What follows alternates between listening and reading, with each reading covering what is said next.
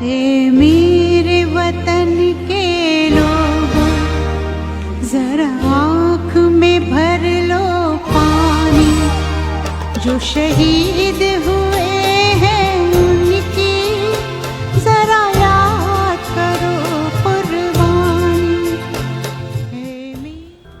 आज कश्मीर के लाल चौक में भारतीय सेना के कर्नल मनप्रीत सिंह, मेजर आशीष धौलक और डीपीएस हुमायूं भट्ट की हत्या के विरोध में एक शांतिपूर्ण मोमबत्ती प्रदर्शन आयोजन किया गया।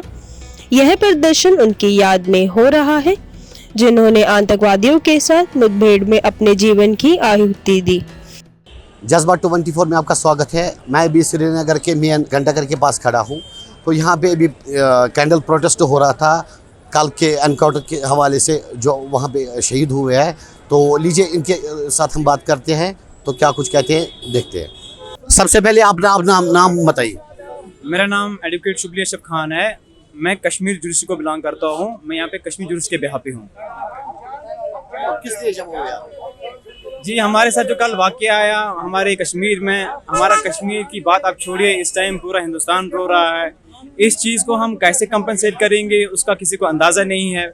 ये जो फैमिलीज़ गई हमारे कल यहाँ, हमारे 3 जवान गए इस कौम के लिए, इस अपनी सेक्रीफाई की, उसको हम कैसे कंपनसेट करेंगे? उसका कोई इलाज ही नहीं है। उसको हम कैसा मुआवजा करेंगे? उसका कोई इलाज ही नहीं है। उसको हम कैसे वापस लाएंगे? वो टोटली इम्पॉसिबल है। मैं तो सबसे पहले यही एडवाइस करना चाहता हूँ कि हमने कैंडल मार्च आज तक बहुत की हैं, इसका अब सेकंड अल्टरनेट यही है कि जो टेररिज्म हमारे यहाँ कश्मीर में है या हिंदुस्तान में है, इसको पूरा एक ही बार ही इसका सफाया किया जाए। इसको पूरा एक ही बार ही धो दिया जाए। इसका पूरा एक बार ही खात्मा किया जाए। हमसे कहाँ बर्दाश्त होगा हर दिन अब आज ये हो गया, आज वहाँ हो गया, आज वहाँ हो गया।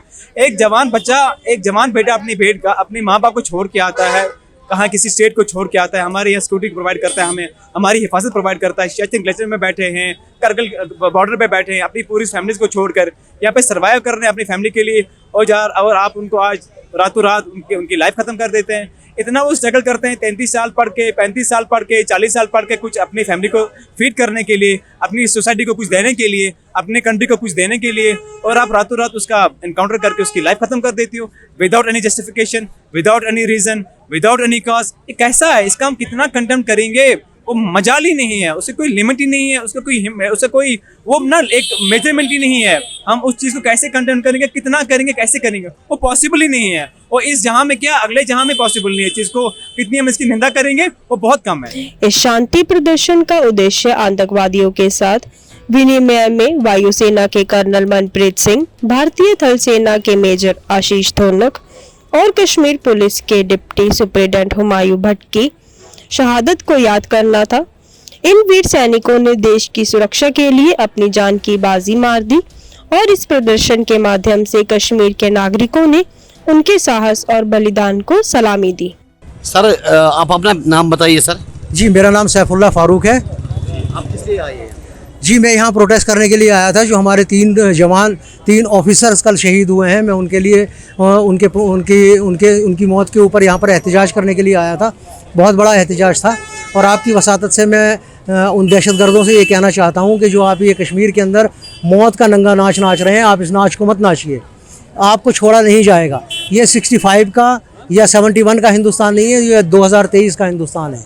आज हम चंद्रयान पर हैं। आपके पास खाने के लिए आटा नहीं है, आपके पास पहनने के लिए कपड़े नहीं हैं। अगर आप इसी तरह ये खेल चालू रखा आपने मौत का, तो हम आपके लाहौर के अंदर घुस के आपको इतने जूते लगाएंगे कि आप सारी ज़िंदगी याद रखेंगे। आप वो दिन मत भूलिए जब आपकी फ़ौज 1 लाख फ़ौज ने हमारी फ़ौज के सामने सरेंडर किया था। वो वक्त याद कीजिए। ये छोटी मोटी टुच मुच हरकतें करके आप कुछ भी साबित नहीं कर सकते।